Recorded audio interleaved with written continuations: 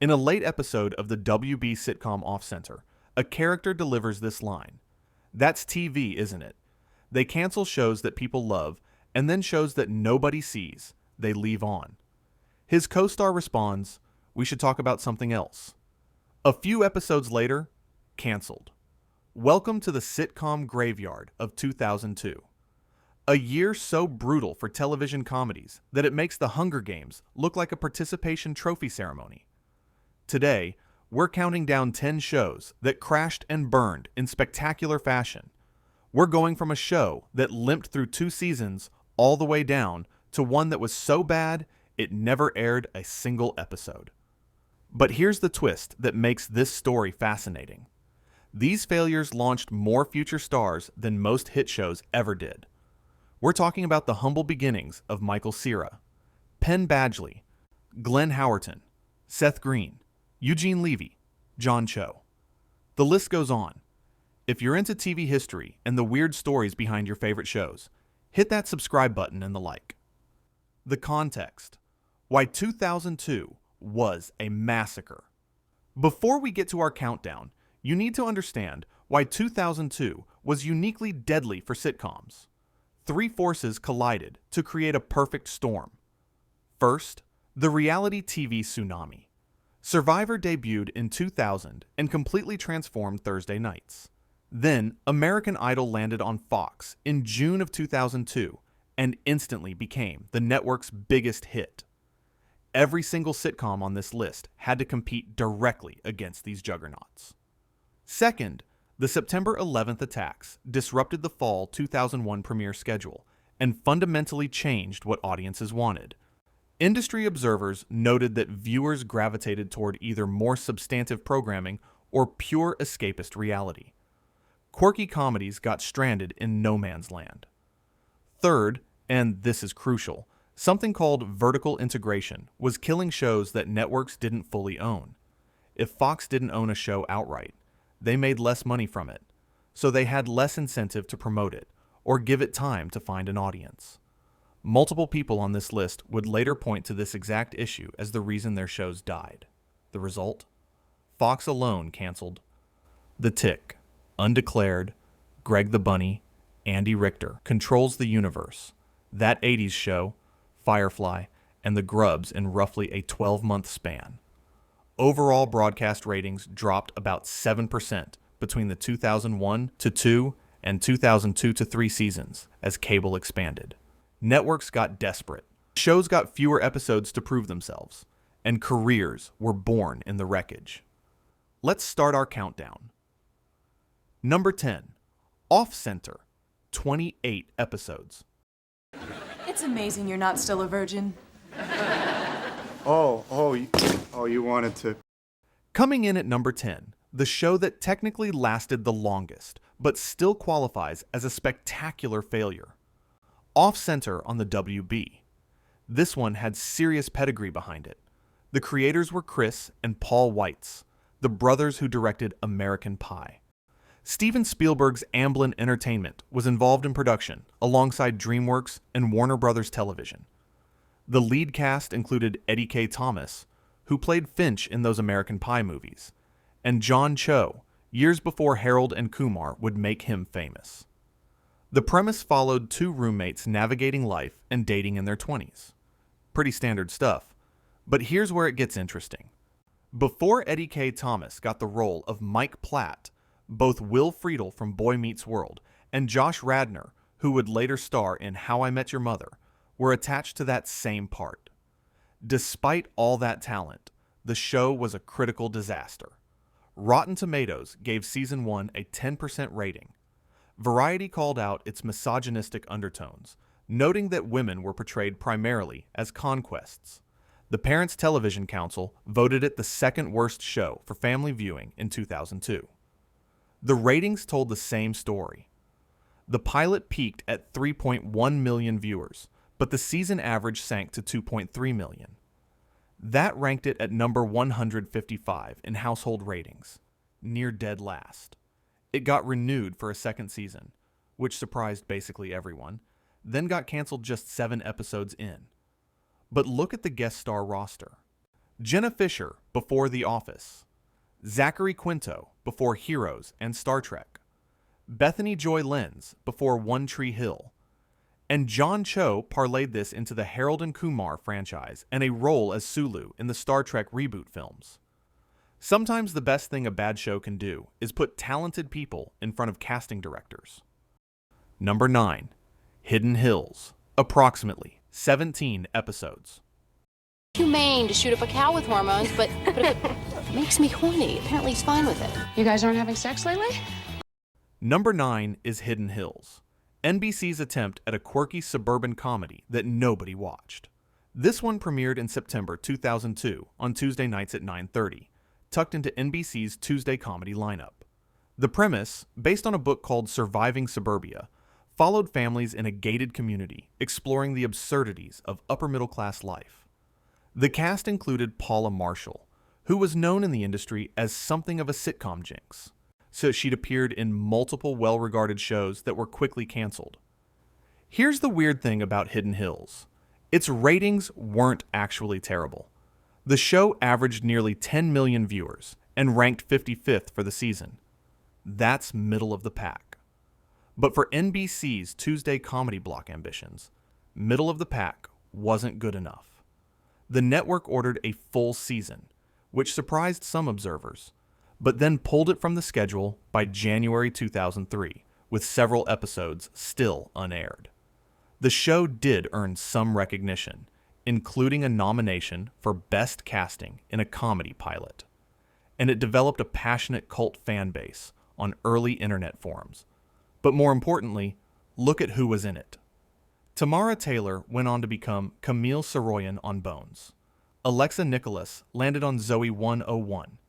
Justin Lewis, who also goes by Louis Ferreira, appeared in 24 and Stargate Universe. Oh, and the theme song? Mrs. Gray, she's proud today because her roses are in bloom. A cover of Pleasant Valley Sunday by the Monkees, performed by Mark Mothersbaugh of Devo. That little detail tells you the show had some artistic ambition, even if audiences never connected with it. Number 8. Andy Richter Controls the Universe. 14 episodes aired. Who knows what my arteries look like? And what if in my last breath I tried to dial 911? Number 8 is where we start getting into the critically acclaimed shows that Fox systematically destroyed.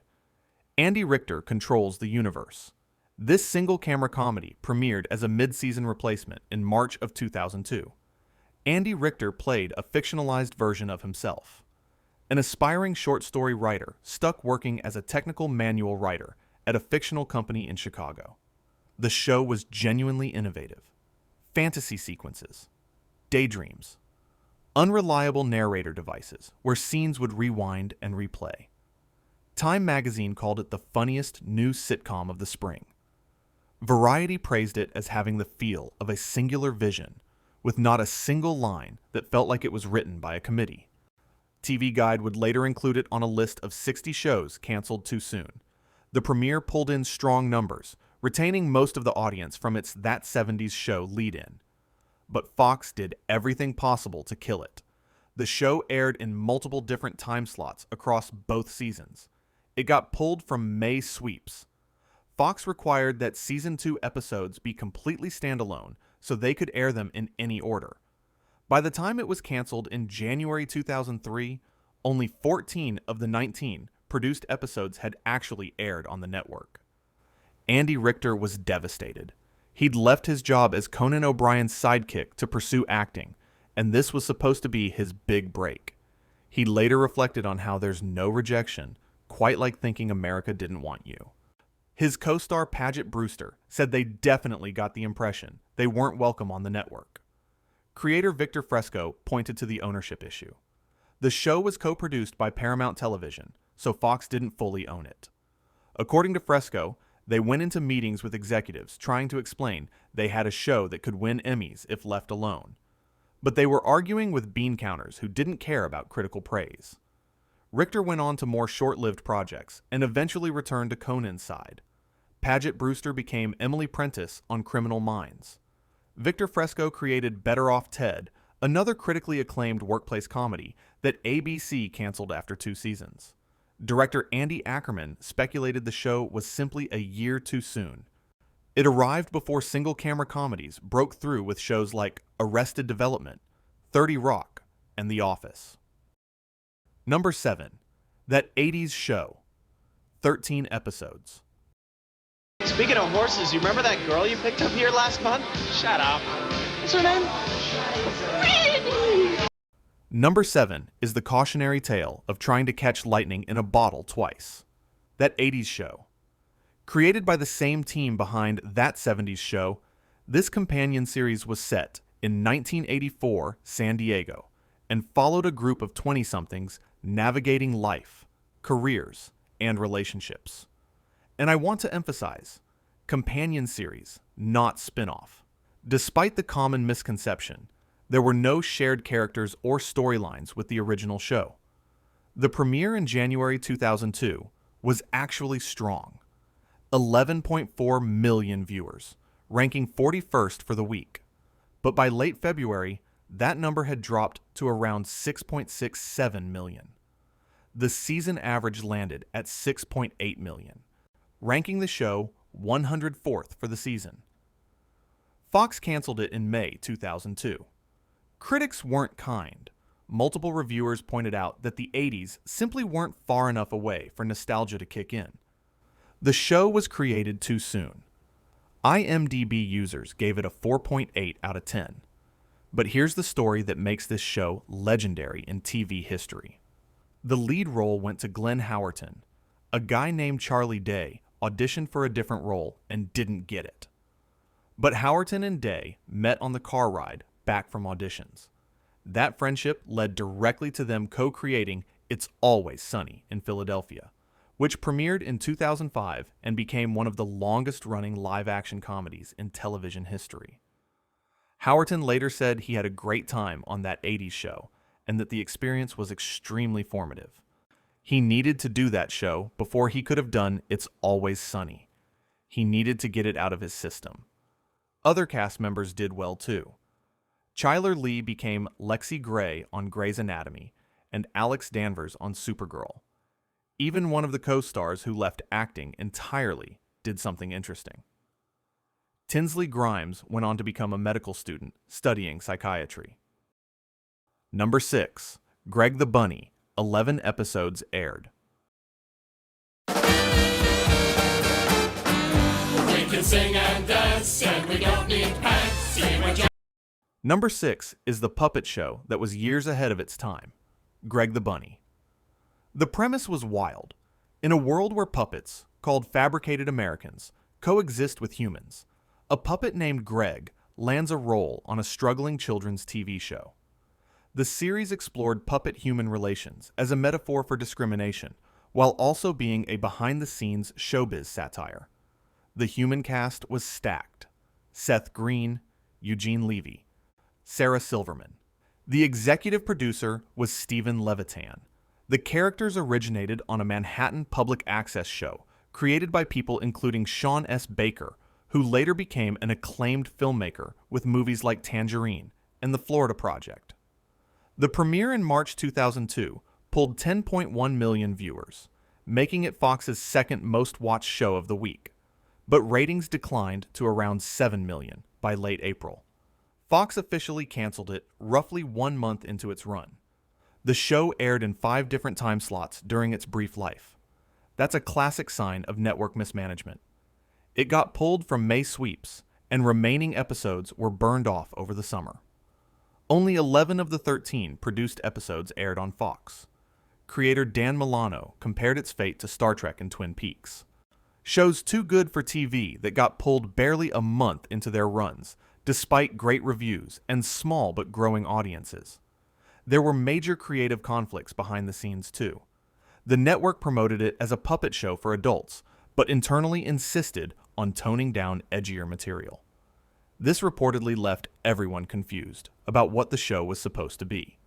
But look at where the talent went. Seth Green created Robot Chicken. Eugene Levy eventually starred in Schitt's Creek. Cera Silverman got her own Comedy Central show. And Stephen Levitan, he co-created Modern Family. The show also anticipated the Tony Award-winning Avenue Q and is now considered ahead of its time. After Fox killed it, characters from the show returned on IFC in 2005 and 2006, and a spin-off called Warren the Ape aired on MTV in 2010. Though there was a catch. Fox claimed copyright to certain characters, preventing their use in the revivals. Number 5. Do Over. 11 episodes aired in the U.S. You don't want to be late to school. School? See, I'm really 34 years old. Number 5 is Do Over. One of 2 shows that season with the exact same premise, and the one that actually lasted longer. A 34-year-old depressed paper salesman gets shocked by defibrillator paddles and wakes up in 1981 as his 14-year-old self with all his adult memories. He gets a chance to relive high school and fix his mistakes. There was a running gag where his inventor mother keeps creating things like fanny packs and Post-its that Joel knows will succeed, while his father wants to invest in Betamax and asbestos. The lead role went to a 16-year-old actor in his first major television part, Penn Badgley. The show also featured Thomas F. Wilson, forever known as Biff from Back to the Future, as a guest star. The Go-Go's wrote and performed the theme song specifically for the series. The problem was the time slot. Do Over premiered in September 2002 on Thursday nights directly against CBS's Survivor and NBC's Scrubs. For a small network like the WB, that was an impossible position. The premiere drew around 2.8 million viewers, and the show barely registered on Nielsen charts by late 2002.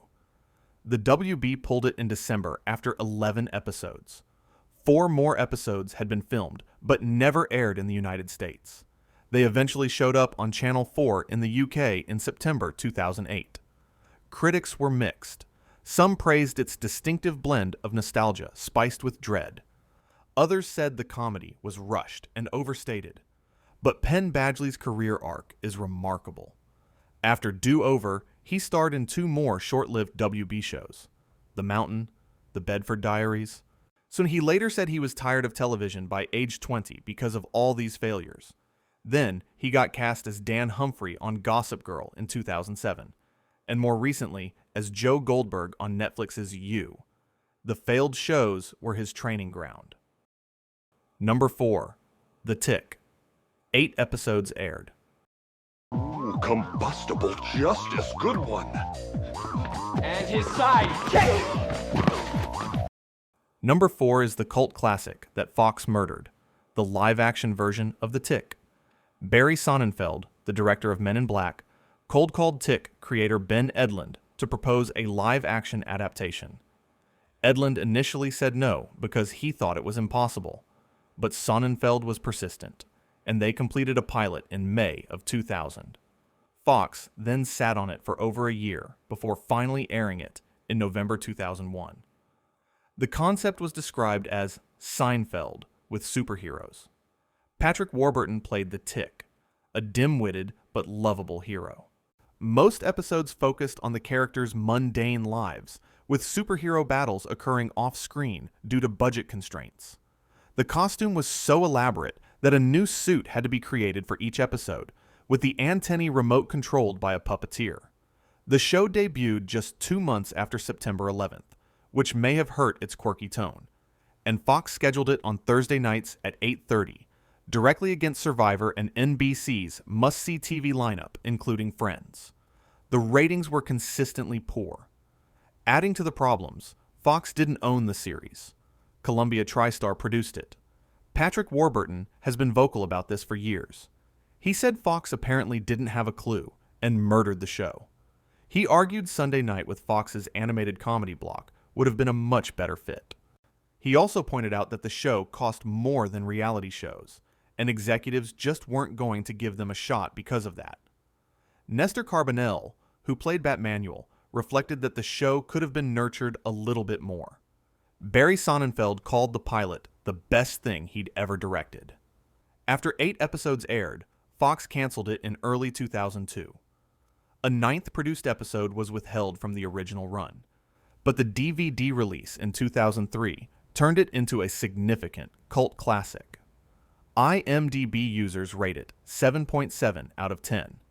That's remarkably strong for a canceled show. Warburton parlayed the experience into voicing Brock Sampson on The Venture Brothers after meeting one of the writers during filming. He's also the voice of Joe Swanson on Family Guy. Nestor Carbonell became Richard Alpert on Lost and appeared in Christopher Nolan's Dark Knight trilogy, and the concept wouldn't die. Amazon rebooted The Tick in 2016 with Peter Serafinowicz in the title role. It ran for 2 seasons. Warburton still owns one of the original suits. Number 3. Bram and Alice. 4 episodes aired. Rough night? I didn't get much sleep. Whenever my roommate goes out of town, his parents use his room for a romantic getaway. Number 3 is Bram and Alice, a show with incredible talent in front of and behind the camera that CBS abandoned in a month. The creators were Joe Keenan and Christopher Lloyd, both writer-producers from Frasier. And I should clarify, this is the writer Christopher Lloyd, not the actor. The pilot was directed by James Burrows, the legendary sitcom director behind Cheers, Friends, and Will and Grace. The premise? An aspiring writer named Alice discovers that Pulitzer Prize-winning novelist Bram Shepard is her biological father from a one-night stand decades ago. She moves in with the egocentric, womanizing, alcoholic writer. The cast featured Alfred Molina and Traylor Howard, with guest appearances from Catherine O'Hara, among others. The premiere in October 2002 drew 10.9 million viewers. Not bad at all. But Episode 3 aired the same night as Game 7 of the World Series between the Angels and Giants, and the audience dropped significantly. By Episode 4 on October 27th, viewership was down to 7.3 million. CBS officially canceled the show on October 30th, making it the 4th new show canceled that fall. They filled the time slot during November sweeps with NFL overruns and a James Bond movie. 5 episodes remained unaired on CBS and didn't see the light of day until Universal HD broadcast all 9 episodes in spring of 2010. Critics were split. Variety called it a firm reminder that sitcoms don't have to be about talking babies and bratty teens, praising its timing and sarcasm. But others called it an awful show that was inexplicably bad given the talented people involved. Christopher Lloyd himself made a joke about the premise that critics noted was far funnier than anything in the actual pilot. He quipped something along the lines of, "After you've been to church and come home for Sunday pot roast, don't you want to watch a show about a father hitting on his daughter?" That dark joke about the incest-adjacent premise perhaps explained why mainstream audiences didn't embrace it. Molina went on to play Dr. Octopus in Spider-Man 2 and earned a Tony nomination. Traylor Howard landed her most famous role as Natalie Teeger on Monk. The show's failure didn't define anyone's career.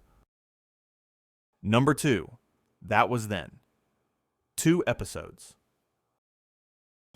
What are you looking at? You're so little. You're goofy, but I don't stare at you. Hey, Ma. Number 2 is the other time travel to the 80s show, and the one that died even faster. That Was Then on ABC. Remember Do Over at number 5? This show had almost the exact same premise. A 30-year-old loser travels back to 1988 to relive high school and fix his mistakes.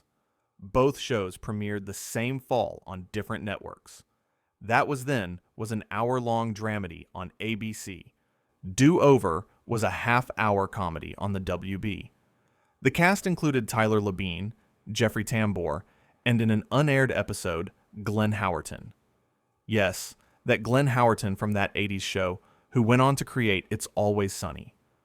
Variety actually gave it decent marks, calling it a lightweight charmer that was poignant and smart, while warning it might face the same fate as Freaks and Geeks. Another critic was less kind, saying that the show was twice as long as Do Over, but no better. ABC scheduled it on Friday nights at 8 o'clock, a notorious death slot. After just 2 episodes, the network pulled the plug. That Was Then became the first new fall series canceled that season. ABC eventually canceled all 4 of its fall 2002 dramas. About 8 episodes were filmed, but the show is now largely lost media. The first episode is on YouTube. A collector reportedly obtained all the filmed episodes, but there's never been an official DVD or streaming release. Jeffrey Tambor bounced back almost immediately. He landed the role of George Bluth Sr. on Arrested Development the following year, which led to his starring role in Transparent. Tyler Labine went on to the cult film Tucker and Dale vs. Evil, and a regular role on NBC's New Amsterdam. Number 1. The Grubbs. 0 episodes aired. Hey, my disability check's here! The show so catastrophically bad that it holds a distinction almost no other show in television history can claim. The Grubbs was fully produced and then canceled before a single episode ever aired. 8 episodes were in the can. The premiere was scheduled for November 3rd, 2002. Sunday night at 9:30 after Malcolm in the Middle. On November 1st, 2 days before it was supposed to air, Fox pulled the plug. They replaced it with a Malcolm in the Middle rerun. The show was based on a British sitcom called The Grimleys and set in a fictional Rust Belt town called Hackville, Pennsylvania. The premise followed an underachieving blue-collar family. Dad scams disability insurance. Mom enables dysfunction. The younger son dreams of something better and has a crush on his English teacher. The cast included Randy Quaid, Carol Kane, and a 14-year-old Michael Cera in what would have been his first American network television role. Critics who saw advanced screeners were savage. Tim Goodman of the San Francisco Chronicle said it united critical consensus as probably the worst show of the season. Maybe several seasons.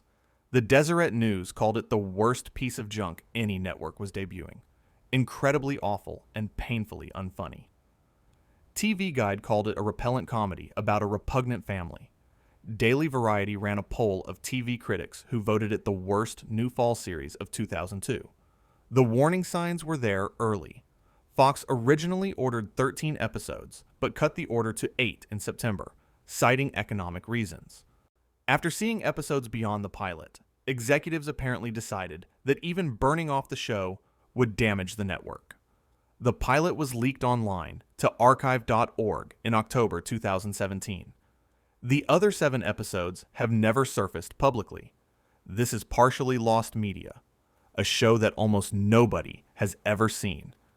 But here's the incredible postscript.